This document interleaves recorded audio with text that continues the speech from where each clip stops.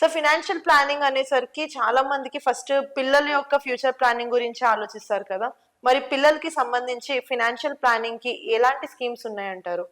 Financial planning అంటే one of the aspect of financial planning ఏంటంటే పిల్లల గురించి కూడా. ఎస్. సో మెనీ ఉన్నాయి, అంటే హ్మ్. రిటైర్మెంట్ కావచ్చు, లేకపోతే వేరే వాటికి ఇప్పుడు వేరే గోల్స్ ఏవైనా ఉండొచ్చు. హ్మ్. సో అన్నింటి కోసం కలిపి కాంప్రిహెన్సివ్ చేసేదాన్ని ఫైనాన్షియల్ ప్లానింగ్ అంటాము. అందులో వన్ ఆస్పెక్ట్ మీరు అన్నట్టు పిల్లలు. చిల్డ్రన్స్ కోసం కూడా టూ ఆస్పెక్ట్స్. ఒకటి ఎడ్యుకేషన్, ఒకటి ఇంకొకటి వాళ్ళ కొన్ని కేసుల్లో ఈవెన్ వాళ్ళ పెళ్ళిళ్ళకు కూడా ఒకటి. అండ్ థర్డ్ వచ్చేసి ఈవెన్ సక్సెషన్ కూడా. అందరూ ఓన్లీ చదువుల కోసమే కాదు, 3 గోల్స్ ఉంటాయి పిల్లలన్నా గానీ. సింప్లిఫై అయిపోతుంది. చాలామంది పిల్లల గోల్స్ అంటే 18 గానీ, 19 రాగానే చదువు కోసమే అనుకుంటాము. That is one aspect for sure. దాంతో పాటు ఇప్పుడు యాజ్ ఎ పేరెంట్ ఏంటంటే జనరల్‌గా ఏంటంటే చదువుతోటే ఆపేయరనమాట. వాళ్ళ పెళ్లి గురించి ఆలోచిస్తారు. అండ్ చాలామంది పేరెంట్స్ మా తాత, ముత్తాత మాకు కొంచెం ఆస్తులిచ్చారు.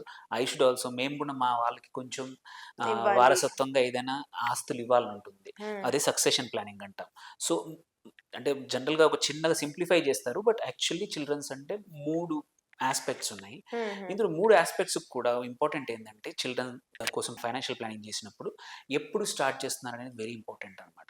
వెదర్ వి స్టార్టింగ్ ఎట్ ఏమంటారు, కొద్దిమంది యాక్చువల్లీ ఈవెన్ పిల్లలు పుట్టకముందే సంబడీ హూస్ ప్రెగ్నెంట్ ఉన్నప్పుడే ఆర్ ప్లానింగ్ చేస్తున్న పెళ్లి కాగానే, సో ఈవెన్చువల్లీ ఒక 2, 3 ఇయర్స్ తర్వాత పిల్లలు స్టార్ట్ గాను. But they start before that.